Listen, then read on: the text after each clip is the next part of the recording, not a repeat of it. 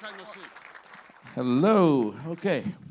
I put my mouth right on the microphone because I've been in loud bands my whole life. So I might be a little louder than you if you hold it down here. Well, I'll try to stay with you. Okay. There you go. Hi, folks. So, Sammy, you have a connection to Austin, but you don't have a lot of history playing here. Tell me about your connection to Austin. Well, my wife for 26 years was born here, so that kind of makes me a Texan now, don't it? Well, it's always been the cool town to come to when you're playing Texas, and throughout my whole career with Montrose and then went solo back in the 70s and 80s, I would do like 2 nights in Houston, 2 nights in Dallas, and 2 in San Antonio. I'd go up and play Lubbock and Odessa. Texas, I could do like, a dozen shows in this state. But Austin, for some reason, I never really broke this town. So I'd be playing 2 arenas somewhere else, come to Austin and play a theater for 3,000 people. And I never knew why, but it was my favorite town in Texas. So we would just say, okay, let's just go play Austin and take 2 days off. So it was just kind of one of those deals. And then in Van Halen, even back when we were doing stadiums and 3 and 4 nights in arenas, we never did a double night in Austin in our whole career. And I don't know why. I mean, but like I say, it's such a great, wonderful music city. It's kind of like Nashville's the same way. You can't hard rock bands just really were never embraced as much as in other parts of Texas. But you were certainly embraced in Austin last night. You kind of went out and went to see some music, and you were everywhere you went. People came and said hi to you. And they were from out of town. That's possible. But we went to an interesting event. We went to see Pussy Riot, and they had a I guess it was kind of an interactive play or a drama. What did you think of that? Well, I thought the name was deceiving. I guess I was expecting something else. We left our daughter at home and everything, and so it was really art and edgy, and it's it wasn't my favorite thing of what I saw around town, but it was interesting because I've never seen anything like that in my life. It's like it was so like just rebellious, right? It was political and. Yeah.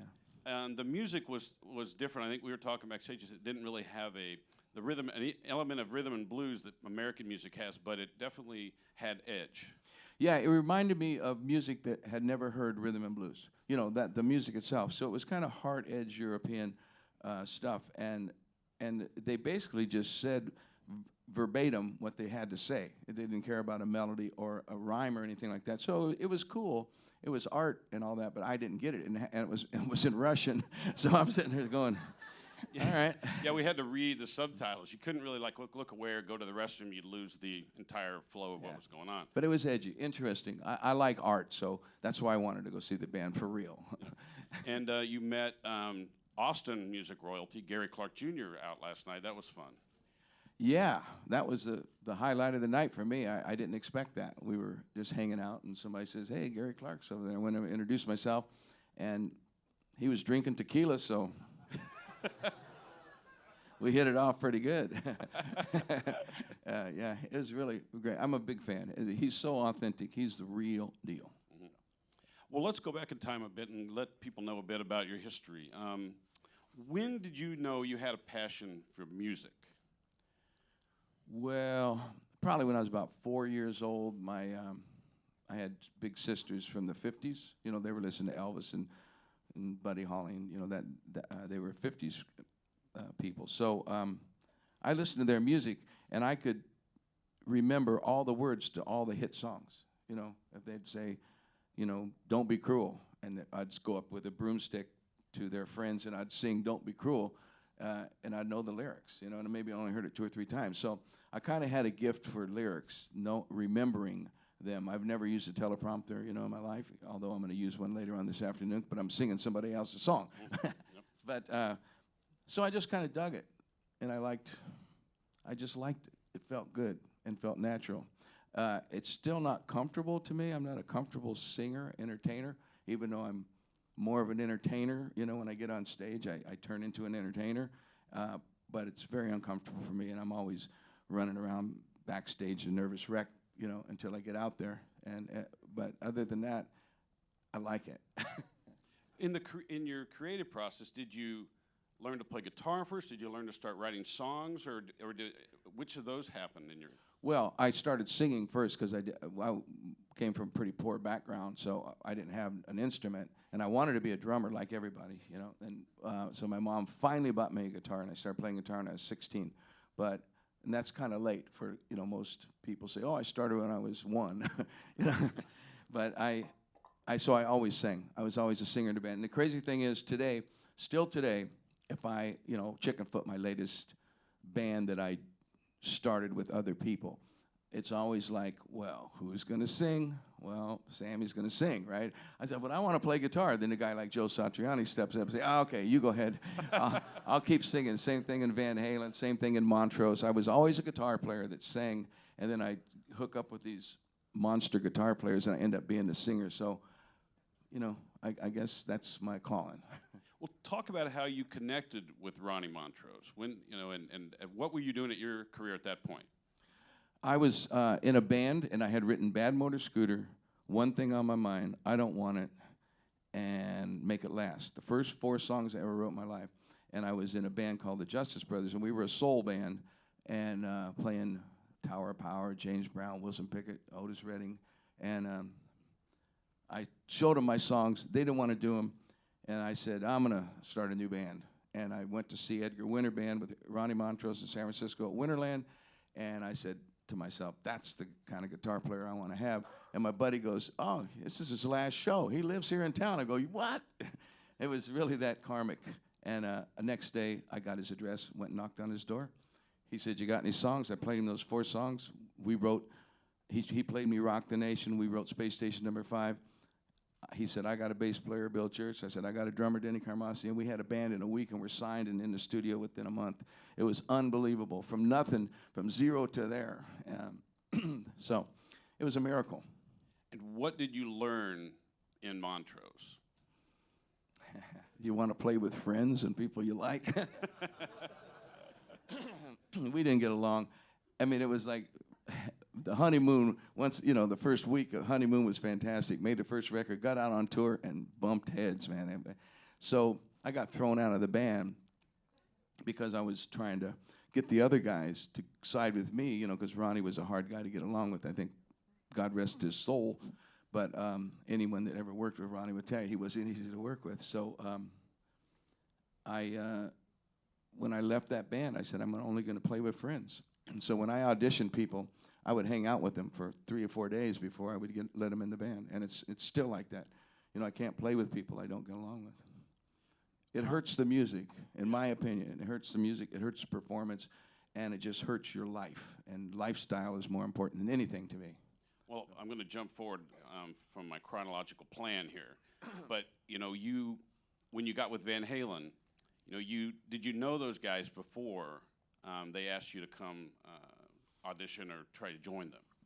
I had met Eddie twice. He came to a club show when I was auditioning, when I left Montrose, and I was auditioning for Capitol Records. He came to see my band and said hello, but you know, we didn't know each other then. I don't think they hadn't been signed yet or anything, but I had met him then. And then we did a stadium show together, Anaheim Stadium, with Black Sabbath, Boston, Pat Benatar, Aerosmith, myself. And I mean, not Aerosmith. Well, anyway, Van Halen and myself. And Eddie came into my dressing room, and he was just all, oh, my God, you know, like, so nice to meet you. And he was a big Montrose fan. And I just remember, I hate to bring the man's name up here, but I have to. I remember Eddie go, hey, Dave, look at Sammy Hagar. He goes, ah. Must have had a premonition or something. It's really true, though. He did. He goes, ah, and he keeps walking.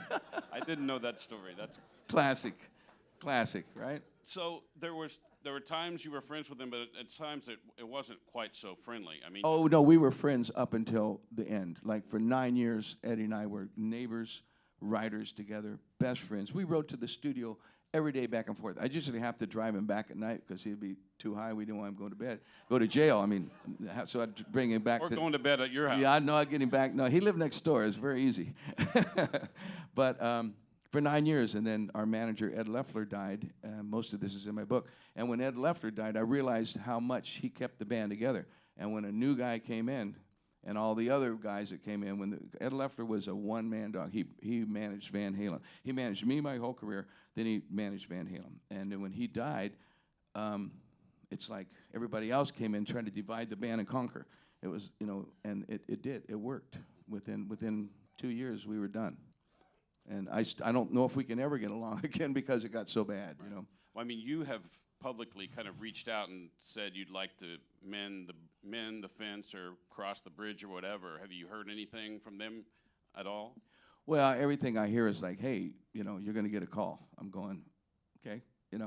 I'm honestly not trying to get back in the band. Just a couple years ago when we had so many deaths, I mean, look how many guys from my generation died, guys that are my age, Bowie and Glenn. I mean, it's just like, just keep going down the line, and that really affected me. I thought, wow, so the last thing I want to do is all of a sudden, find out you're sick or something, and then realize you have these enemies, this bad blood. You don't want to take it to your grave. So that was the first time so for Eddie's birthday 2 years ago, I said, hey, happy birthday, dude. I hope you're doing good. And I was sincere. He got back to me, oh, thanks, hope you're doing well too. And then my birthday came up last year, and I didn't hear from him, so who knows. But my dream come true for the fans. I don't do anything for money or fame or fortune anymore in my life. I do things that make money, and I do things that make me more famous, but I don't do it for those reasons. But I would love to see a Sam and Dave reunion with Michael, Alex, and Eddie. I think the fans would, die and go to heaven on that one, so. As a fan of all of you. Yeah, it's the way it should yeah. be. That I would sit, thank you. That I would sit across the table, and I would go through negotiations instead of just getting up and saying, look at you guys, fuck you. Because, I mean, they're once again, Ed and Al are brothers, and they're really tight. And they're hard to deal with because they're not straight up all the time, so they'll tell you one thing, and then the next day you look at what they said, you say, wait a minute, that's not what I understood, and you go back and forth. So, but for that, I would put in the effort and roll up my sleeves if everybody was interested, because that would, come on, it'd be awesome. I just did a radio show for my Top Rock Countdown. I think it's going to be on not this weekend, but next weekend, next Sunday, where I call it the best of both worlds, and I played, 2 Dave songs, then 2 Van Hagar songs, 2 Dave songs, 2 Van Hagar. And the idea is that to do it live would be, I don't want to go out there and stand around with Dave, and dance and stuff, and I'd rather just be out there. When I'm out there, he goes out there, we take turns. So it'd be great. He'd go out and do 2 songs, go smoke a cigarette. I'll go out and do 2 songs. I'll go back, have a drink.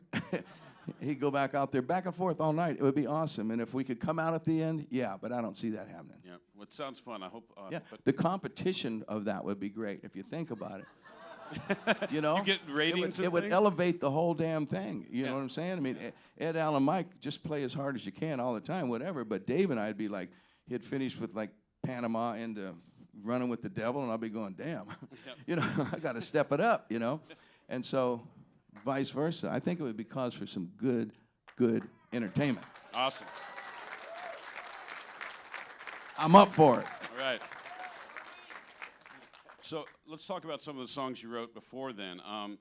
When you wrote the song "Red," I mean, what led to that, and did you realize what it was gonna do for your, I guess, identity? No, I just wrote that song. I have a passion for the color red, and it's for real.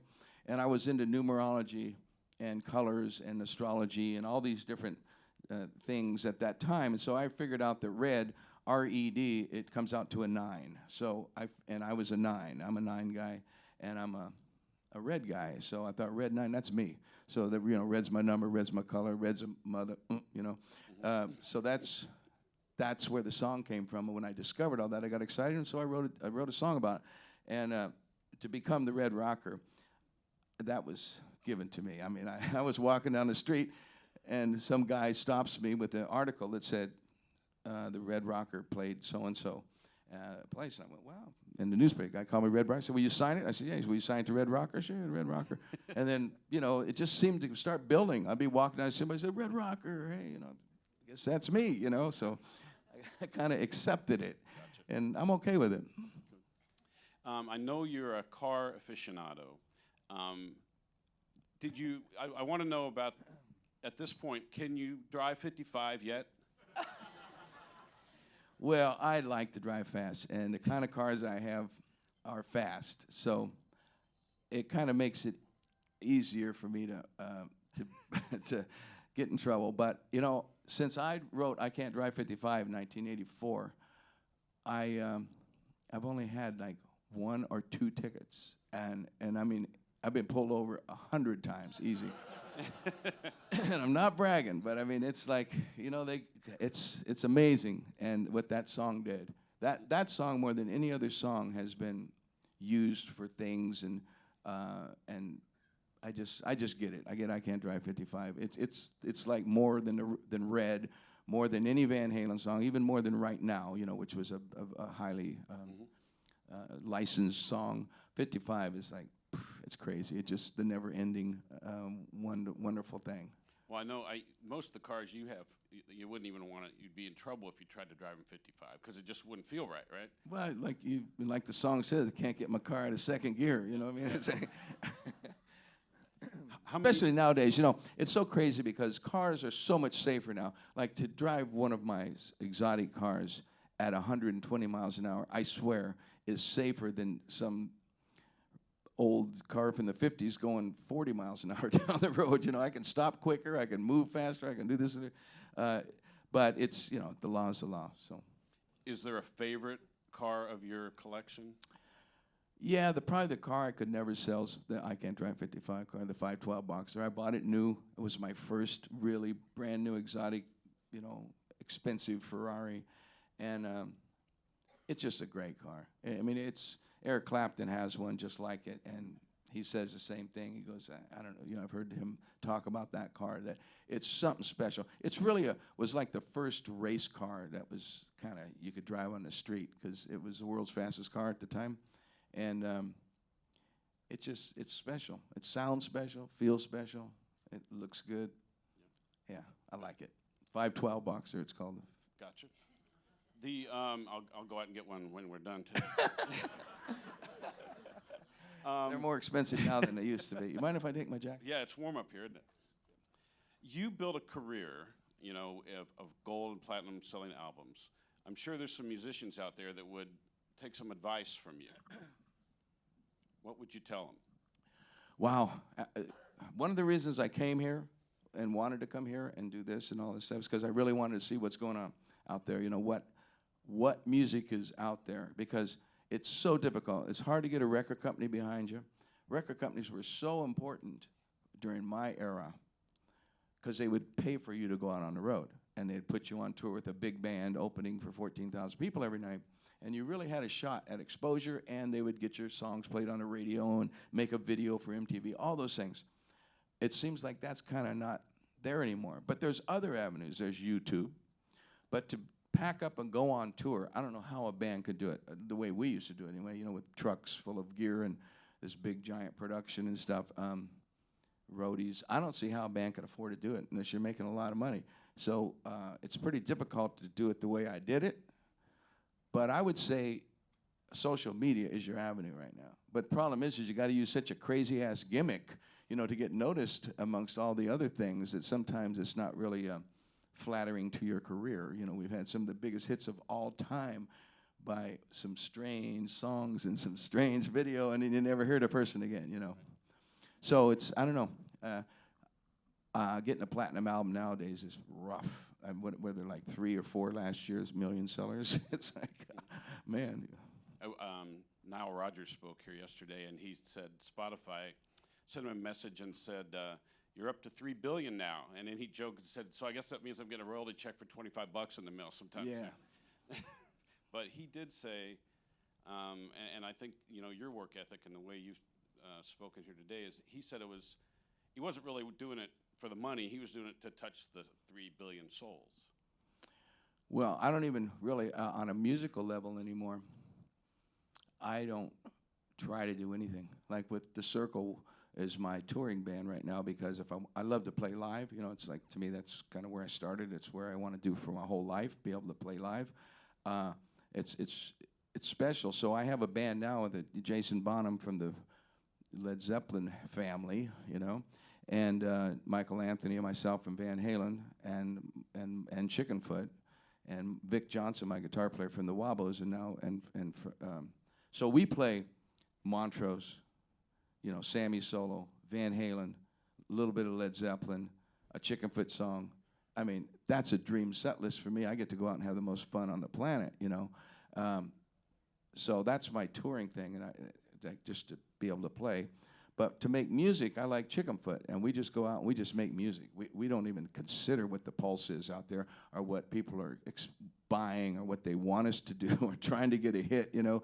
We don't think that way at all. We just get in the studio, Chad Smith and Joe and Michael Anthony, and we just play, and we write the songs there. It's old school. We do what I did in Montrose. We do what I did in Van Halen. We just keep doing that, like 70s style stuff. And we do really good. We had a gold record. I mean, in that age, we were one of 5 gold records that year. So people like it, but it's like we're not trying to break any new ground. And I don't think about it as making a living, so it really helps. So you don't have to do anything cheap. You know, we all have other, Chili Peppers do very well, Joe does great worldwide, and we're all cool. So we don't have to say, well, we need money, we have to go do this. So we don't have to do anything. So it's purely a labor of love. That's the way I do almost everything. But to me, the way I've spread out my being relevant in the world is, and stayed in kind of people's faces a little bit, with Cabo Wabo, with the tequila, and with the cantinas around the country. The fans come from all over the world and visit those places. And people, I've had more people in the last 10 years say, Sammy, I love your tequila, more than they say, love your music. You know what I mean? And it doesn't bum me out, but it's weird. Mm-hmm. But I see that you can reach more people. And I mean, we were selling 160,000 cases of 6-packs a year. If I was selling records like that, I'd still be in the record business, you know. So the tequila really changed things for me, and I stayed in that business with my Mesquila with Santo, with Adam Levine, and and then my restaurants, you know, like the Beach Bar and Grills, that I give all the money away in airports in Maui and Vegas, Cleveland. There's a couple more. And I give all the money away from those places, but they have millions of people a year come through there, and there's Sammy's music, see my videos on the wall, and see my gold records on the wall, and drinking my booze, and it's pretty cool. I really like it. I don't know how many people. Yeah, go ahead, give it up. I don't know how much people know that you were always a business person. I mean, even in the beginning, I mean, you bought homes, you had a sprinkler company. I don't know if you still have that, but talk about why did you see that? Why did you do that? And you knew how to do that. Well, I was poor, just growing up. Same old story, you know, came from such dirt poor. When I got my first bit of money, my mom, she was like Italian mom. She's, you know, you got to save your money. You got to make investments. You're going to end up broke and a drug addict, alcoholic, in jail or something, you know. And I'm going, man, I don't want to do that, you know. So and you'll make mom mad. Yeah. So she kind of instilled it in me. So I just, being a creative person, I started thinking that way. But, you know, I did some crazy ass, you know, investments. I mean, I never invested. Like, I never believed in, this is my philosophy, I don't like to make money with money. Like, just take money and, you know, and do something, and then you double it. You know, it's like, no, I'd rather go dig a ditch and to give me $5, and, you know, I'd rather put on a guitar, go sing a song, get paid. You know, so that's the way I do things. So I always invested in myself. So I bought my mom a house. I bought my sister a house. Then I built an apartment building in town where, you know, my nieces and nephews ran it, and those are the kind of businesses I did. And, you know, real estate was always good, which I don't believe in that much anymore, if you want my opinion. It's harder now. People just, it's different, you know. So those kind of investments turned out really well, so everybody thought I was smart.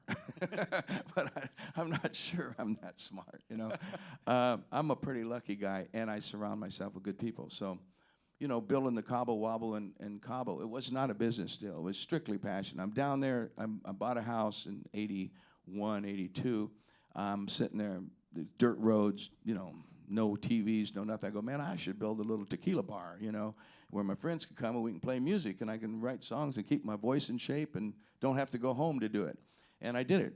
And that's called the Cabo Wabo. And, you know, it's turned into just an unbelievable business. But it wasn't for those reasons. And then, you know, I just think, you know, I get bored. I'm bored right now.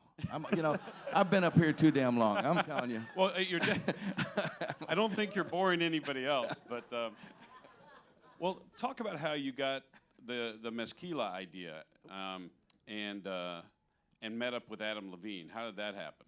Yeah, that's one of those. That's another one of those goofy stories that, like, just stepping in it. You know, I have angels on my shoulder. They just guide me around. I just listen, I guess. But, you know, so I met Adam Levine in Cabo. I was actually doing a TV show, and a makeup lady, she was saying, oh, you know, you look really tan, you know, you don't need much makeup. I said, well, I just got back from Cabo. She said, oh, you know, I'm Adam Levine's makeup artist for The Voice, and, you know, he's leaving for Cabo, like tomorrow. He's getting married and doing his honeymoon down. I said, oh, really? I said, so, napkin, here's my number. Time to call me, man. I'll hook him up down there. You know, I'm not down there, but I'll hook him up. He calls me.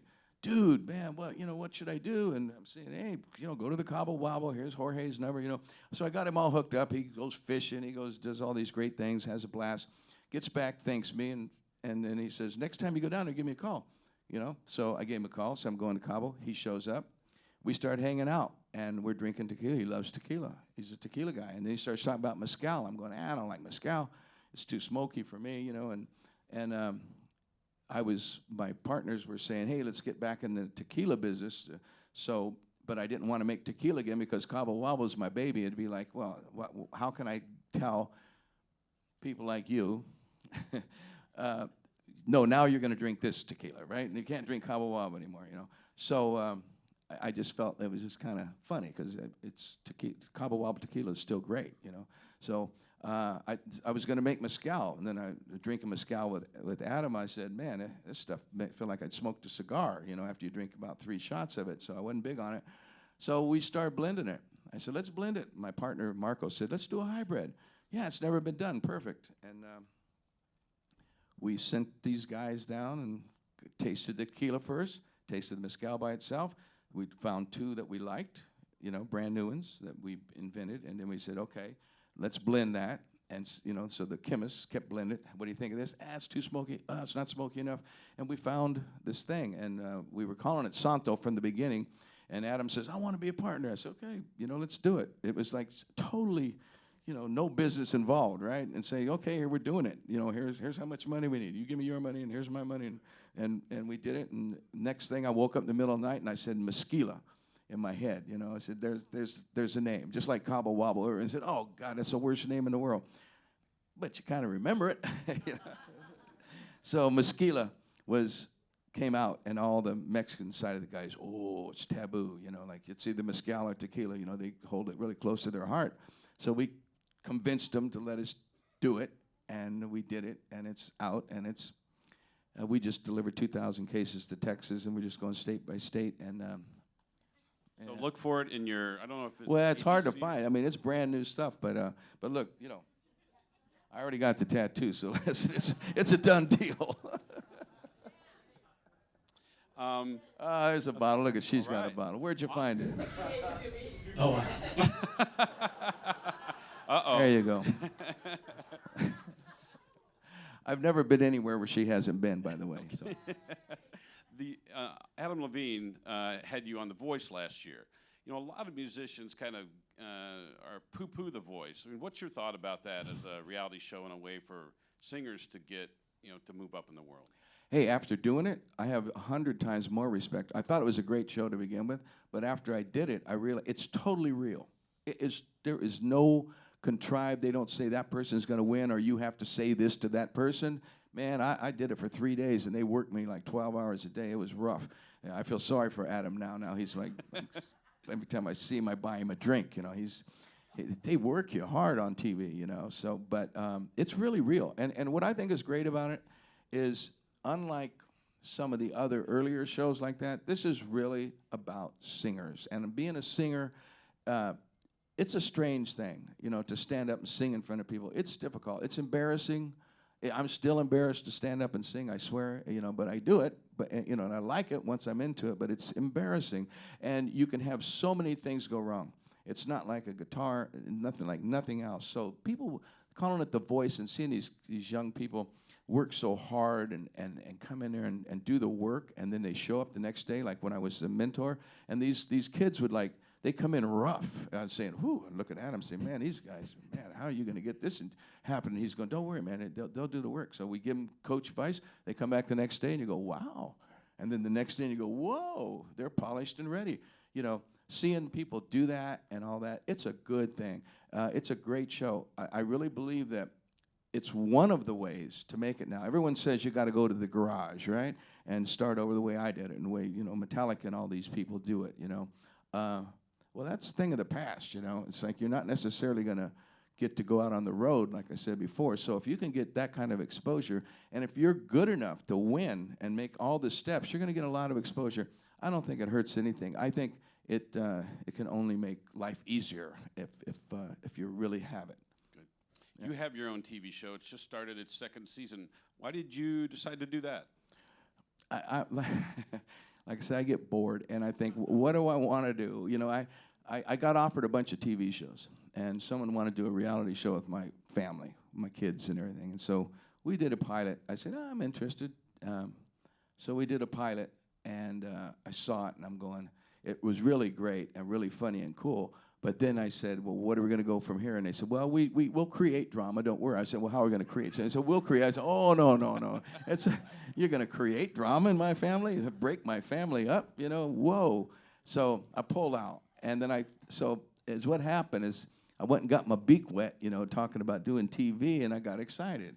And because it's a big audience, you know, like Access TV is a small channel, and it's in 47 million homes. You know how long it would take me to go around on tour and play for 47 million people? So I like it. Yeah, it's a new thing. Now I'm thinking more that it's a cool way to bring your message to people. You get a big audience, and you can do a lot of freedom on cable TV. You know, so. Well, and you get to, sometimes you have friends on, sometimes you get somebody you don't really know that well, and you become friends with them that way. Yeah, the friendships I've made from doing that TV show are amazing. You go to somebody's house like John Mellencamp, who's not an easy guy to get along with. Everybody, he's been known as the little bastard his whole career, okay? So I've known him for a long time, but not very well. We never, really got along or didn't get along. We just kind of knew, hey, Sammy, hey, how's it going, you know? And so I went to his home and spent a few hours there, and by the time I left, we were best friends. I mean, we text and call each other 3 or 4 times a week, and his manager's going, oh my God, what'd you do to my artist, man? I'm going, he said, and it's vice versa, I made friends, and it's really cool.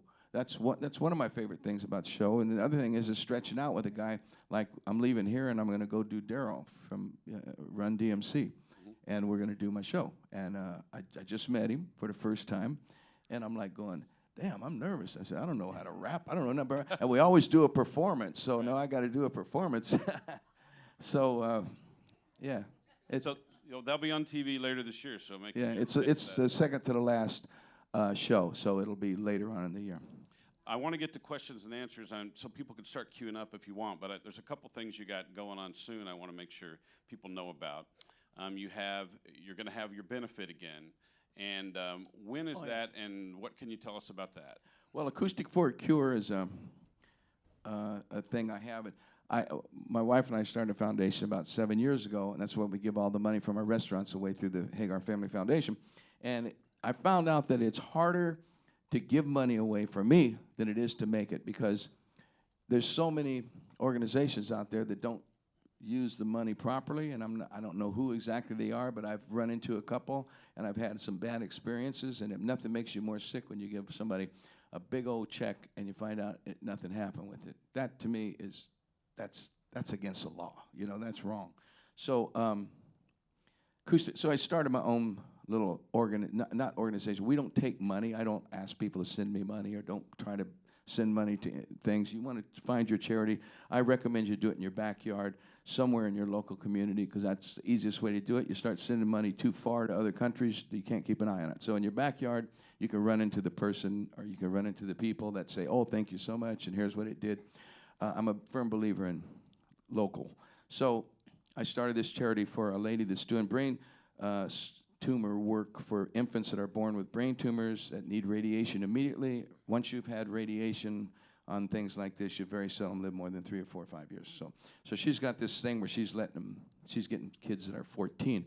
Now, you realize how long it takes to find out if it's working. Every year you go, oh, she lived a year longer. She's still alive, you know, and doing well. I mean, I'm not talking about, you know, a bad way living. I'm talking about well, you know, surviving really well. So I started supporting her. I said, what do you need? She said, I need 2 assistants so I can spend more time in the lab and less in the office, you know, filling out papers. And so I said, okay, I'll pay for that. So I started paying for that through our foundation. And then I said, man, I'll call up James Hetfield. So let's just do a little acoustic benefit, just you and I, you know? Call up a couple buddies. Okay. I says, all we need is X amount of dollars. It's a finite number that we make every year, and we donate it so she to pay for her 2 assistants. So anyway, it's on a 4th year now, and it's been great. And this year's lineup is, I don't want to miss anybody. It's Pat Benatar, Neil Giraldo, and it's all acoustic, by the way. It's at the Fillmore in San Francisco. It's all acoustic. Everyone just goes up stripped down. Like James Hetfield goes up and sings a song, you know, 2 or 3 songs with an acoustic guitar. It's intense. But we got Pat and Neil, we got Mick Fleetwood, Don Felder, Joe Satriani, Sarah McLaughlin, the legendary Bob Weir, my buddy, my neighbor, and then it's James, because Metallica's touring schedule, he can't do it this year for the first year. So Dave Grohl stepped up and said, I'll take care of it. So, I mean, look at that lineup, man. It's like, and 1,000-seater. It's a family affair. It's really, really great. So I love it. It's May 15th every year. So this year it's on a Monday. Cool. Yeah. That sounds awesome. I saw a name of a chef on there, and I know you are kind of you like to cook and you like food. That's kind of built into, you know, the other businesses you've had. Are you a good cook? Oh, yeah. Can I get a witness? What's his best thing he cooks? Good. No, I can cook. I don't need cookbooks anymore. I've read so many, and I've been cooking so long that I can go in the kitchen. I can walk into your kitchen. I can walk into anybody's kitchen in this place, open up the cupboards in the freezer. If I have to go to the freezer, I will, but I'd prefer fresh items. Go in your garden and go in your pantry, and I can whip out a meal. That's good. Yep, good. Yeah, my mom taught me that. Very good. Your mom taught you a lot of good things, I think. She did. Yeah, good. Yeah, she also taught me to stay humble and told me to don't ever forget where you come from and, you know, and treat people the way you want to be treated. Those simple little things that I'm telling you that I pass on to my kids because they've worked. It's like, yep, that worked, you know. So, but as far as Guy Fieri, who you're about to bring up, who my brother from a different mother, he's, for this event, we have 40 people that we sell upstairs meet and greet, because there's an upstairs area at the Fillmore for the artists, so we rope it off and put a bar in there, and Guy's going to make food for the 40 VIPs that get to come up there. So that's another little added luxury. It's just such a wonderful, soulful event. It was the first episode of Rock and Roll Road Trip this year. That was a couple weeks ago. It showed what we did last year with John Mayer and Melissa Etheridge and so on. And this year we're going to film it again. I think it'll be the first episode of Rock and Roll Road Trip 3 if I get a 3rd season. Good. All right. Well, hopefully that happens. We already got the programming begun. So awesome.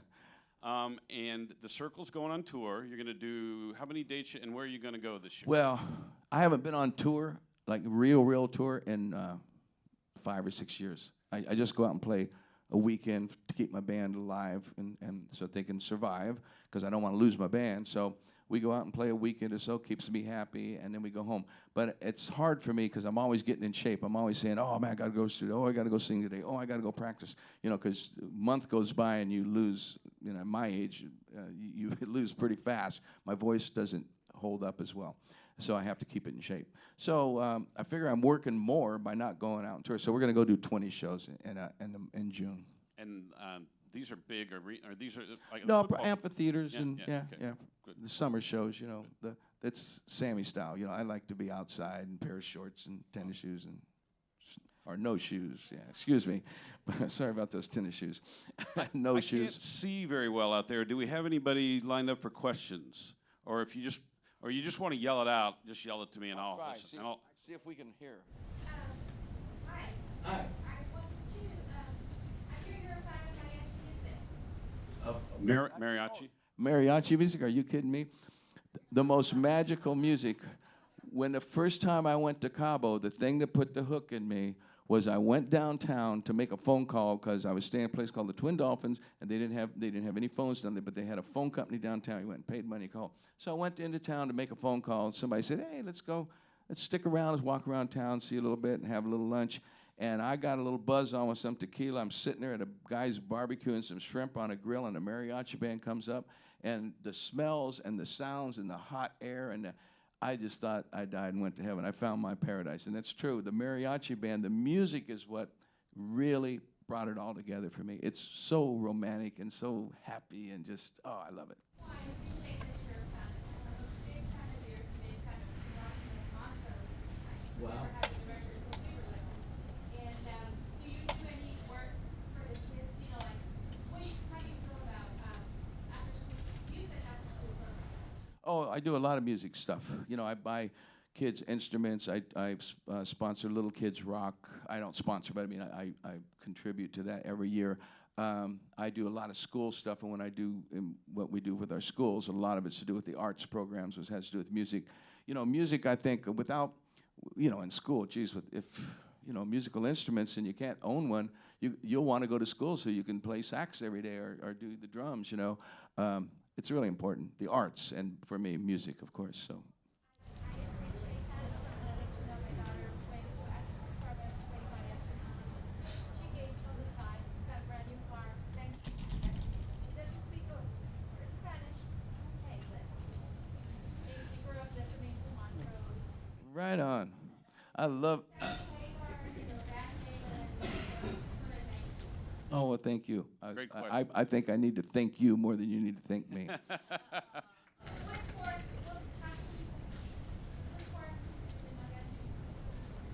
What's what? What's more acoustic than mariachi? Oh, more exactly. The voices and the sound of the blend of the instruments in mariachi music. That's the thing. They have these, like the bass is this big guitarron, I guess, and they, you know, it's like boom, boom, and it just got this simplicity, but the melodic side of it is like. I just love mariachi music, and you're right. The voices with the instruments, it's pure acoustic. Most mariachi bands walking around the street are the best ones to me. If you go see them in an auditorium, they put mics in front of them, it never sounds the same. Yeah. Thank you. I see we have a cue now, so go ahead.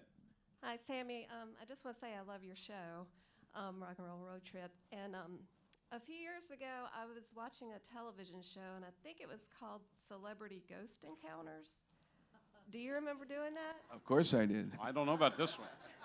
Would you be willing to tell that story? Because I thought that was one of the coolest and scariest things I've ever heard. Well, there were two stories. I've had three things that have happened. One was a UFO experience. Another one was with my father the night he died. And that's Which the is the- story that I remember. Well, it's the most intense things ever happened to me in my life. So, I mean, I'll tell it. It's pretty short and simple, but it sounds crazy as can be. But I lived in an apartment, and we didn't have. I had a bed on the floor, and I had a 2-year-old son, Aaron, who's now 46, and he was in a little bed next to the mattress on the floor, and I didn't have a telephone, and a manager of my band lived down the hall, and it's in San Francisco, and he had a phone.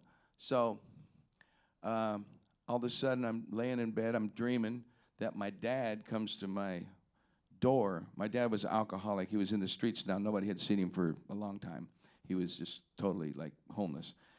And so my dad knocks on my door, and I go, oh, who the hell's knocking on the door in the middle of the night? I open the door, and it's my dad. He's like in his 20s. He's all happy, and he's drunk, and he's screaming, great day for the Irish. That was his big saying and when he was drinking. And I got real mad at him, and I said, get the hell out of here. I got my little son on the ground. You're going to scare him to death, and don't ever come here drunk again, right?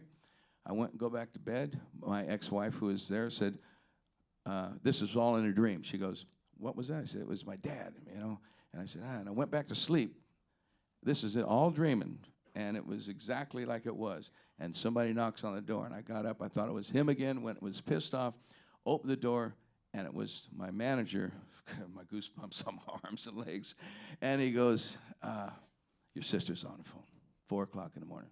Whew. So, yeah, whew, I can't do it. That's it. That's what happened. And, you can't make stuff like that up. Well, thank you. I guess that's a ghost story. I mean, I don't know what that is, to be honest with you.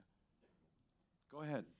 Hey, Sammy. So you were my very first rock and roll concert back in San Francisco at the Cow Palace in 1983. I was 13, and that's 3 Lock Box tour. Yes, it was amazing. I was a little girl and just was amazed to see you. I'm also a neighbor of yours in Marin County, and I admire you not only as a musician, but as a businessman. I always see you in great ventures with your alcohol, I think it's your tequila brand.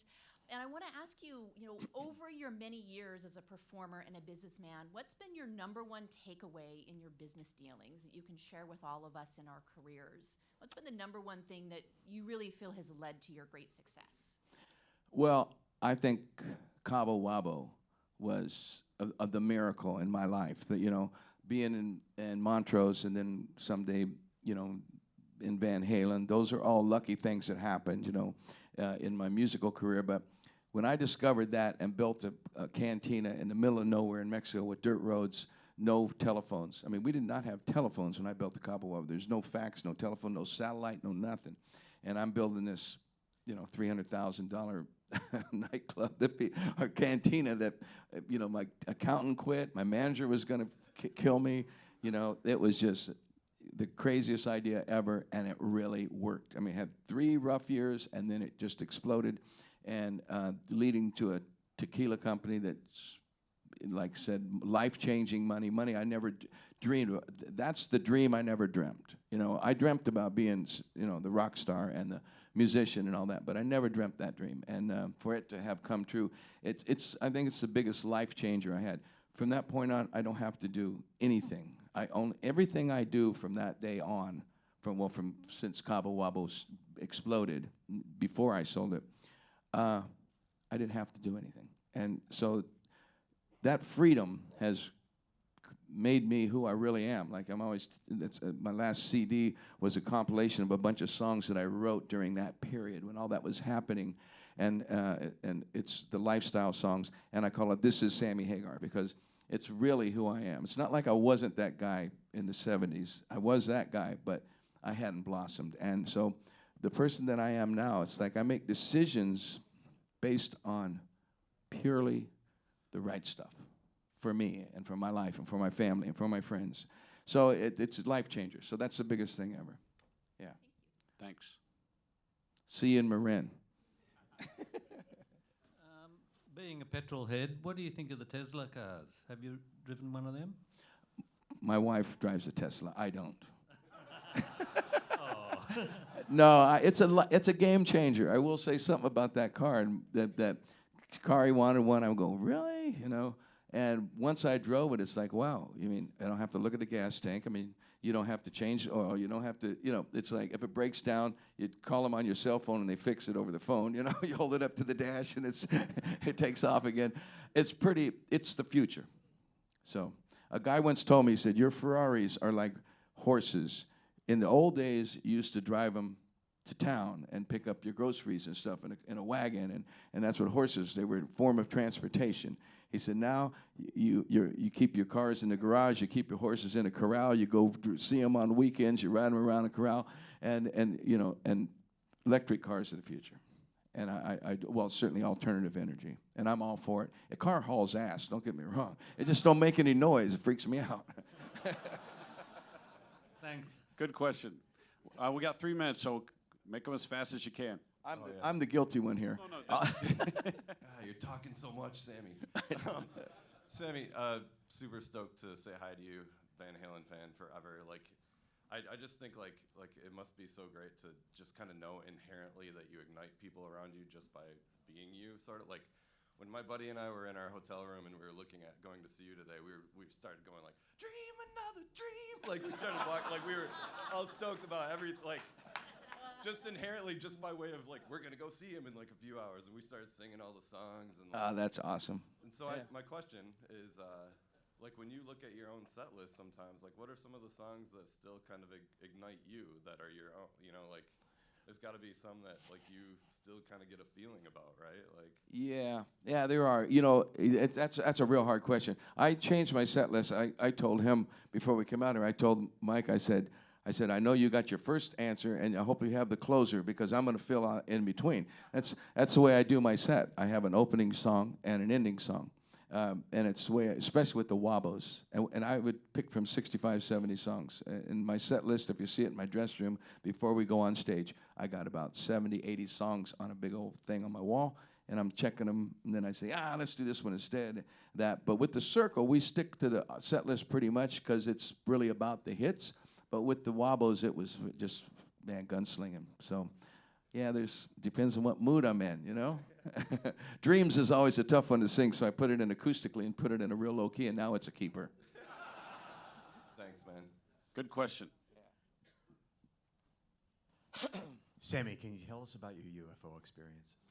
Well, damn, that's it. I dreamt in the middle of the night that when I was 21 years old, and I was laying in bed, and I dreamt that I was waking up, and that there was some people on a mountain about 13 miles away, this little hill in the called Lyle Creek area, that there was a ship up there. Now, I didn't know about UFOs. I knew nothing about astronomy or astrology or nothing at that time. I wasn't even interested. I was into playing music, and that was it.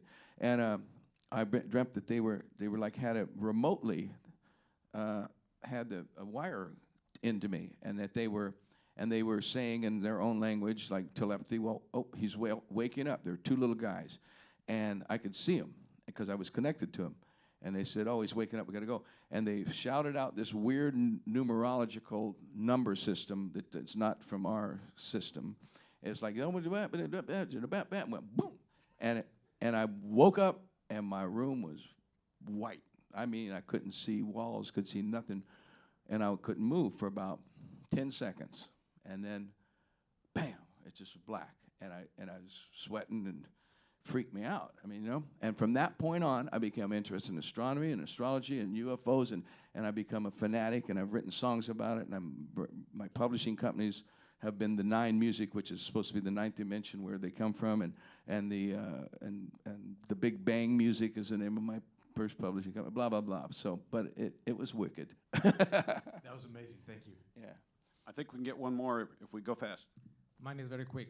Given all your connections to Mexico, do you have a favorite Mexican rock band? Oh, Maná.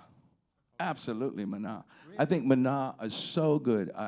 I just, you know, when I hear Ferrer's voice, the way he sings, I don't know. He's my favorite. And Alex, the drummer, comes to my birthday bash about every other year and plays with me. A great, great rock drummer. And I just love their songs, especially about 3 albums ago. They made one of I don't remember the name of the album. It's my favorite Maná album ever. And I love that band. I think they're the Mexican Beatles. Thank you. You guys have been a great crowd. Thanks, Sammy. You were great.